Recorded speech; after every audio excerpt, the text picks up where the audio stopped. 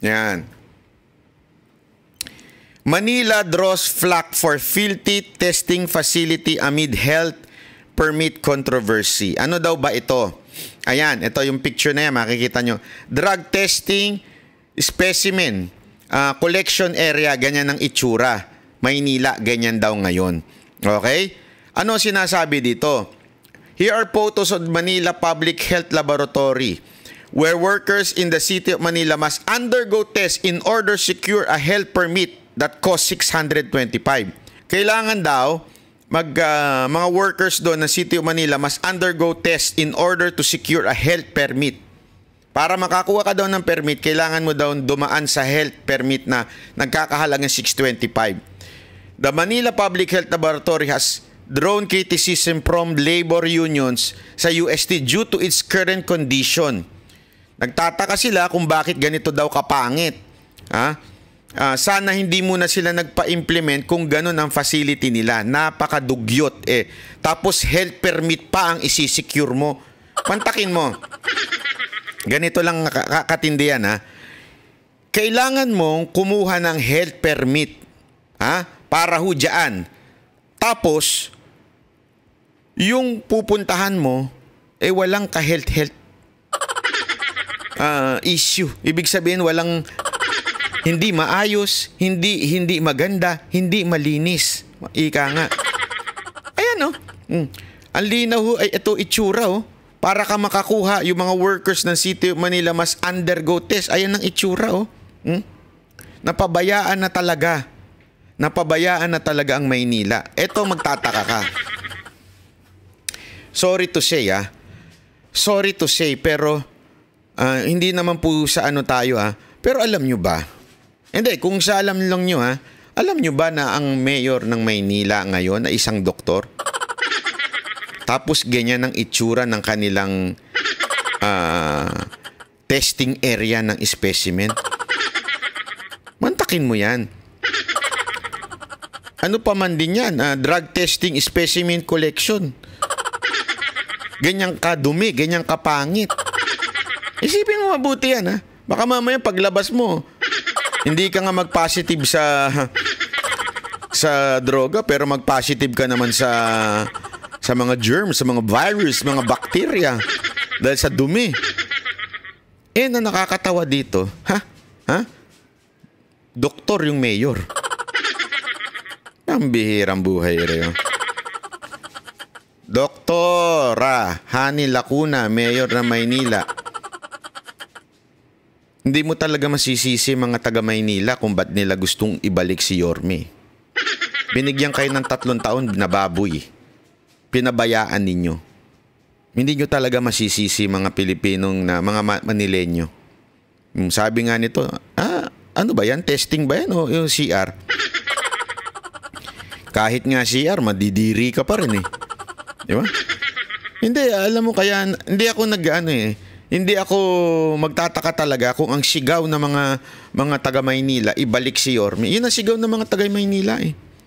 Kung hindi naman ganun, ito if you are performing good sa Maynila, Mayor Hani Lacuna, malamang sa malamang, gusto kong ituloy ng mga taga Maynila.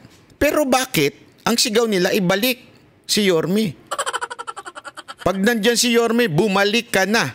Bumalik ka na. Ganun ang sigaw. Tama, mali? Diba?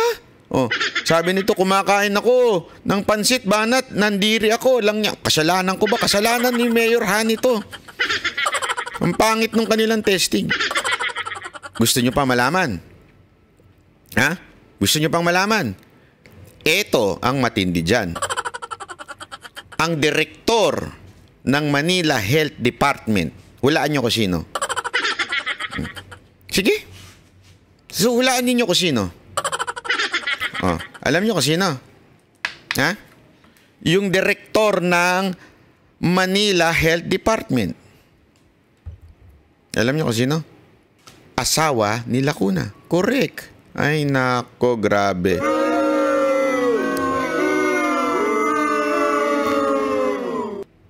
Asawa po ng mayor ang direktor ng Manila Health Department. Grabe, no? Yes.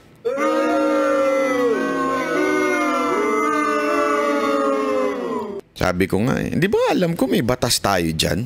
Hindi Alam ko may batas tayo dyan na bawal ang kamag-anak eh. Hindi ko alam hindi ko alam kung kasama ang local government dyan Pero alam ko bawal yan eh. Na may kamag-anak, mantakin mo, ang ilagay mo asawa mo. At doktor din yun. Doktor din yung asawa niya.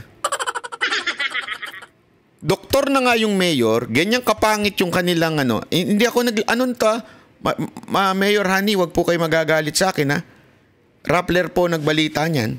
Rappler, ayan o. Kita nyo na. Naningil-ningil pa dyan, tapos ganyan naman pala kapangit. Tapos gusto ninyo pigilan si Yorme? Ako talagang mananawagan na kung tumakbo si Yorme ulit. Nababoy ang Maynila eh. Maynila ang kapital ng Pilipinas, hindi letter P. Huwag mo nang ulitin yan, banat ba yung joke mo? Gago! Hindi, ang Maynila, ang kapital niyan, ang Pilipinas, ang kapital niyan, Maynila, tapos ganyang kapangit. Pinabayaan ninyo. Talagang kailangan na ibalik si Yorme dyan. Ako, mananawagan talaga ako na tumakbo ito si Yorme dyan sa Maynila. Di ba? Wala eh. Nababoy na eh. Mantakin mo, mayor kayo, doktor pa kayo doktora kayo. Tapos yung asawa ninyo, ang direktor ng Manila Health Department. Questionable na nga yun. Di ba? Questionable na nga yung asawa mong nilagay mo, Manila Health Director. Doktor din yun Tapos ganyan ang itsura. Wala man lang. Hindi, kayo mga taga Maynila, nasa sa inyo yan. Nasa sa inyo yan kung gusto nyo na patuloy na pumangit ang Maynila, iboto nyo uli yan. Pero kung gusto ninyong umayos ang Maynila, balik naman ninyo si Yorme. Hindi, kita nyo naman eh. During pandemic, si Yorme ang napakasipag. Di ba? Hindi na nga umuwi, natulog na dun eh. Di ba? Ganun kasipag yung mama. Sabi nito, Mayor Isko and Miss Mocha Uson for Vice Mayor. Wag naman ganun, wag naman. Mawawala ng si Ali Atienza. Hindi, si Ali Atienza, maayos din yan maayos yan, maayos yan. Wag na lang. Pwede na siguro kay Mocha, congresswoman, palitan si Joel Chua, di ba? Pwede yun. Tanong natin kay Yorme. O councilor, Councilor, pwede si Mocha, di ba? Tapos akong pumalit kay Joel Chua. Ano sa tingin nyo? Para magkaharap kami ni Tamba sa kamera. Kung gusto nyo yun, nasa sa inyo yun.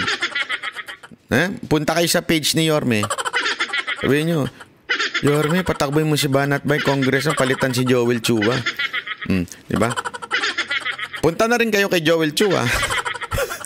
Para mainis yun. Palitan nyo na yun. Sobrang sip-sip ng Joel Chua na yun. Hindi, biro lang Pero, councilor, pwede si Mocha. Ako, na lang ako. Dito lang ako sa Gedli.